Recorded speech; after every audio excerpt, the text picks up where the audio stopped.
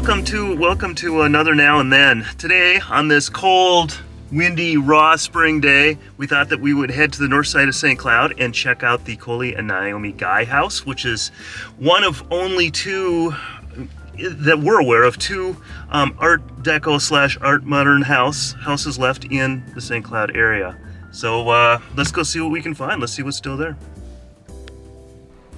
The location we are exploring today was constructed in 1938 in the Art Deco, Art Modern style, which was extremely cutting edge at the time.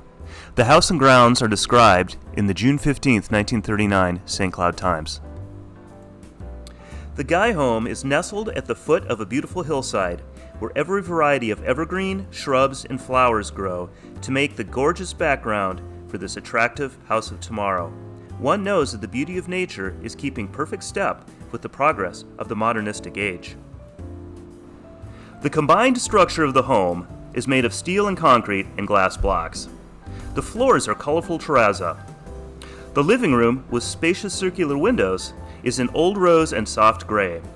The Swedish modern furniture, in colors of aqua blue and yellow, is in perfect harmony with the drapes and the floor lights. The library is in oak furniture with burgundy and tree green. The bedrooms are in lovely contrasting colors, and the built-in closets and other features are the latest conveniences in architecture. The bathrooms of the home are in colors of navy blue and chartreuse. The mode kitchen, with the most modern types of windows, is flooded with light, and the white enamel forms a fine contrast with the greenish-gray walls and the scarlet trimmings. In the basement is a large recreation room, laundry, and maid's room. Two open decks on the second floor afford splendid views of the Mississippi River and the spacious grounds. One of the interesting things about the guys, Coley and Naomi, is they were both working artists. And we were trying to, people tend to forget that being an artist is a viable career path a lot of times. So these people, back in the 1930s, 40s, 50s, that's what they did. Coley Guy was from an old St. Cloud family. His dad, Fritz, opened one of the first jewelry shops and watch shops in St. Cloud. And Coley was trained, he was trained in Switzerland as a watchmaker. And once his dad retired, he took over the shop and decided to devote himself to his first love, which wasn't watches, it was photography. So he turned the shop into a photography studio. It was Guy's Photography Studio, which was in business for several decades. Naomi was an artist and a painter. She specialized in watercolors. She did a fair amount of lecturing from the records that we found. There's several articles in several newspapers, both statewide and local, of Naomi speaking. She spoke down at the Art Institute and quite frequently locally. She was also a designer. They were both designers, and I think it's fascinating that they chose at the time one of the most cutting-edge designs available. Art Modern was as modern and cutting edge as you could possibly get. So here we are, the Coley and Naomi Guy house, one of the few pieces of surviving Art Deco left in St. Cloud. Let's go check it out. And here we are.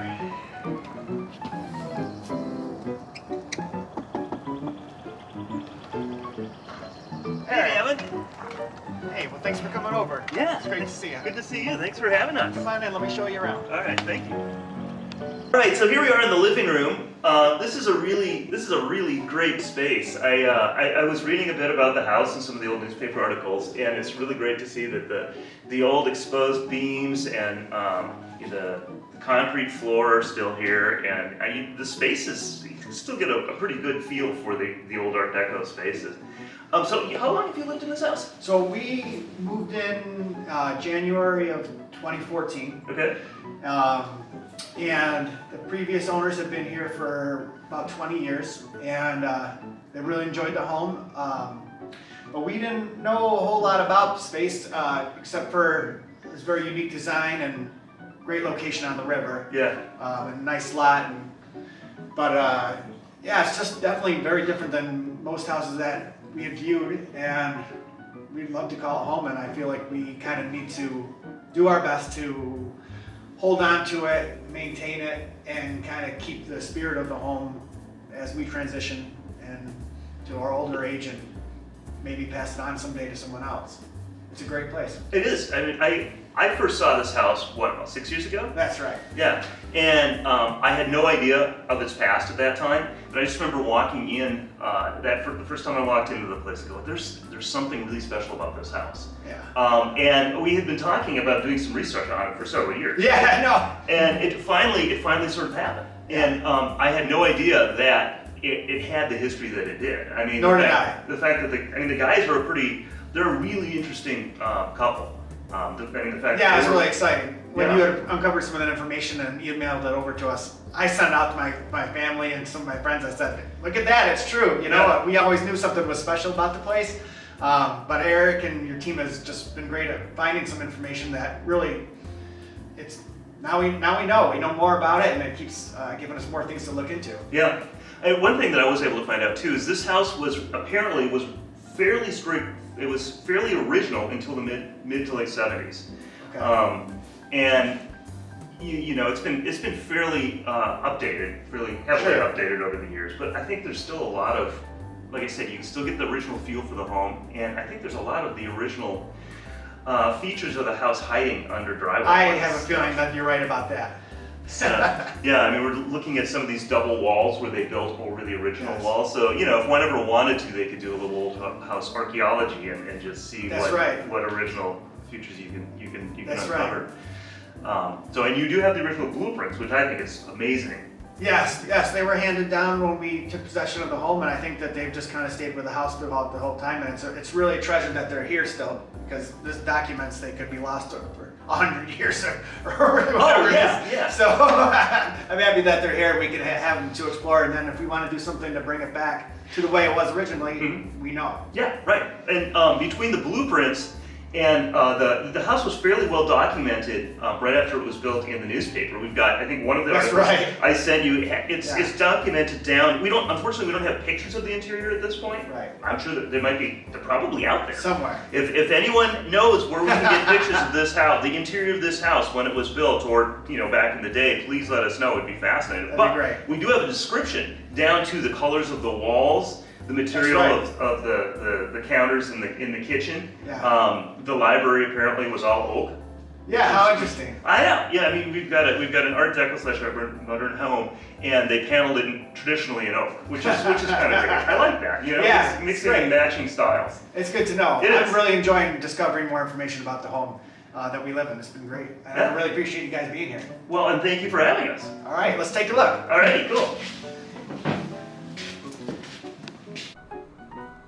Amazingly, Gavin and Emily still have the original 1938 blueprints, as well as all the plans and prints of the modifications and additions done in the mid-1970s.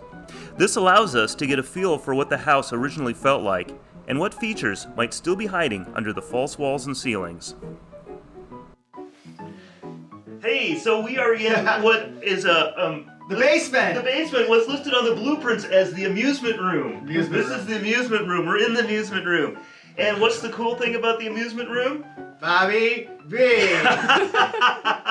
So we were able to verify that Bobby V did actually live in this house. That's right. And the stories were he used this space as his recording studio, which is amusing. It is, and I think maybe with the concrete, which is under here, it's been covered up. Yeah. That probably kept the sound a little bit down in here, Yeah. But we want Bobby V everywhere. Oh, Bobby. Yeah. Well, and we were poking around. There's exposed. This is a false ceiling, and there's exposed beams above here. Yeah. So, another cool. Another space mystery, that we could uncover if we started digging into it. Yeah. So, It's a great space down here. it is. And love your gaming system.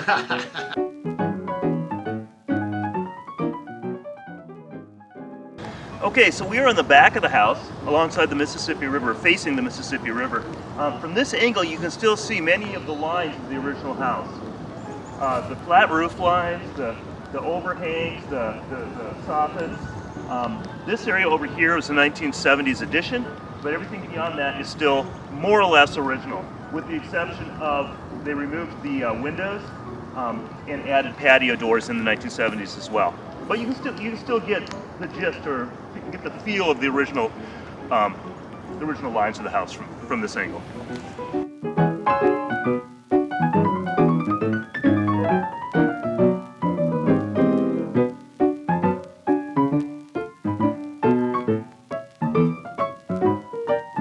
The guys first bought this property. They bought 15 acres of what had been pasture land. This was all pastured, surrounded by barbed wire fences that ran down to the Mississippi River and up the bluff, up to the road. That was all their property. They immediately began planting or changing out the pasture land to horticultural land. They were really into pine trees, so they planted hundreds of pine trees of various variations and varieties. You can still see some of the surviving pine trees. There's some Norways over there that were planted by the guys, some bigger ones down that direction. From all accounts, it was a really beautiful area.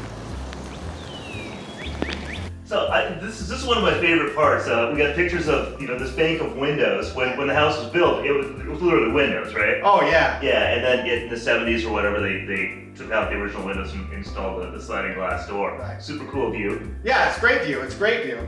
And you were saying that stuff has happened in the front yard, right? So yeah, so we were, or back, like I said, we got here in 14, and there was always this big like a rock pile garden and various plants in there, and it was just kind of a pain for weeding. And we thought, well, why don't we just put it back to grass? And I knew something was up with that area that just seemed suspicious of why that was there. Yeah. So we hired a guy to come in and take that rock garden out and lay some sod. And I was out showing some houses, and he calls, he says, we hit something. Well, what did you hit? I'm like, what? And he's, I don't know, I gotta get in there. So luckily he had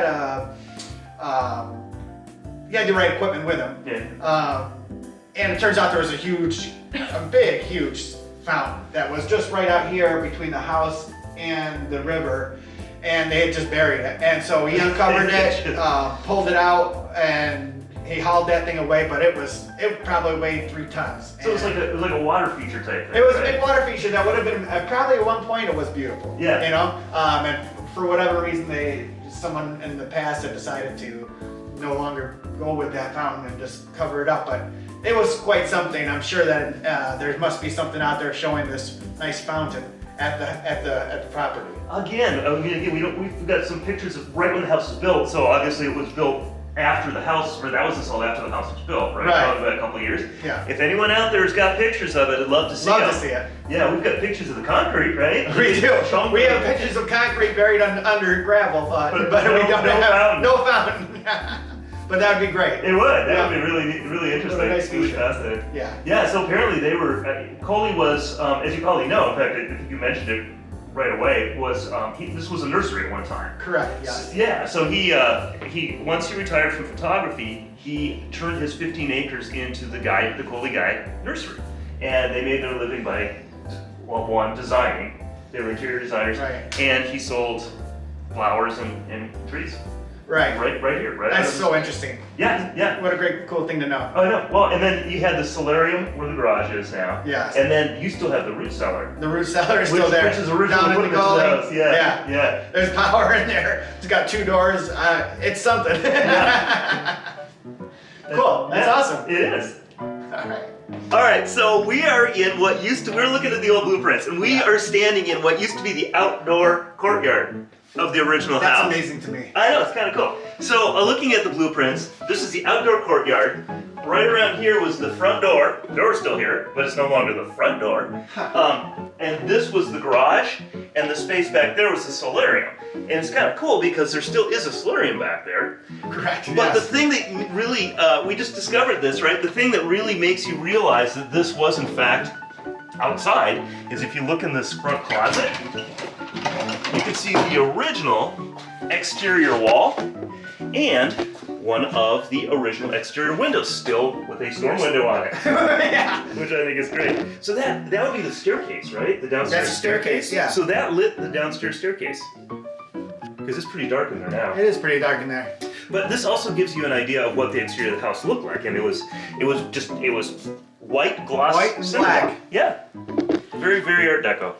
Hey Gavin, thanks so much for having us over. Eric, thanks for being here. Showing us the house. I think this is really cool. I'm really excited to see you do more work on it down the road. Absolutely. And it'd be fun to just like pour over those blueprints one of these days. Yeah, everything you've uncovered for us, I really appreciate it. And it's kind of, I wouldn't say it's the beginning of the research, but you've uncovered so much information that's really just blowing our minds and making us so excited about the home, and to learn more, that's what we love to do, and I really appreciate you guys being here today. It's just great to see you. Well, good to see you. Thanks so much. Eric. And we'll be in touch. We're going to try to get you more information and hopefully uncover some more photos as well. That'd be great. So, all right. All right, Well, thanks again. Well, thank you. And there we have it. So thanks so much for watching. If you like our channel, please subscribe, hit like, and we'll see you next time.